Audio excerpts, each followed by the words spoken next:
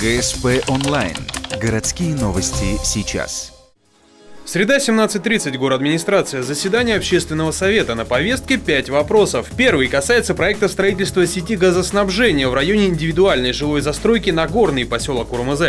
Там льготным категориям граждан должны выделить участки в личную собственность. Однако представительница многодетных семей возмутилась. Число выделяемых участков подозрительно уменьшилось. Естественно, мы это не оставим в покое дело, мы будем выяснять и через прокуратуру выясним, кому эти участки ушли, которые должны предназначаться не только многодетным, а именно льготной категории граждан. Ответила общественница на днях назначенный руководитель Ухтинского управления архитектуры. На данной территории выделено в общей сложности 130 участков. Из них на 3 участках стоят дома, есть право собственности. На оставшихся, сколько там получается, 10 участков, зарегистрированы права собственности. Это ранее учтенные земельные участки, которые стоят на кадастровом учете, и где-то есть собственники на них. Где-то они уже реально существуют, где-то они ранее как учтенные, но они все равно рано или поздно появятся.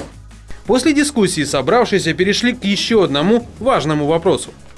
Назвать одну из улиц 70 лет Победы, мы были бы первыми и в республике. И второе, для чего ее?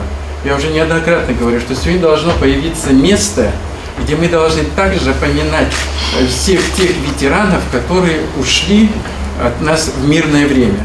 Инициатива собравшимся понравилась, только 2 предложения.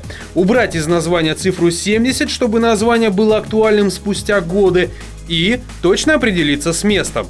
В одном варианте предложили закрепить название за улицей в 6-м микрорайоне. Сейчас она известна как имени Александра Алексеева. Когда появятся новые дома, то память героя увековечат на одной из вновь построенных магистралей. Или второй вариант. Кусок улицы Первомайской от перекрестка по дороге к Горно-нефтяному колледжу сделать бульваром или проспектом Победы. Чтобы выбрать из 2 возможностей, у общественников есть еще месяц.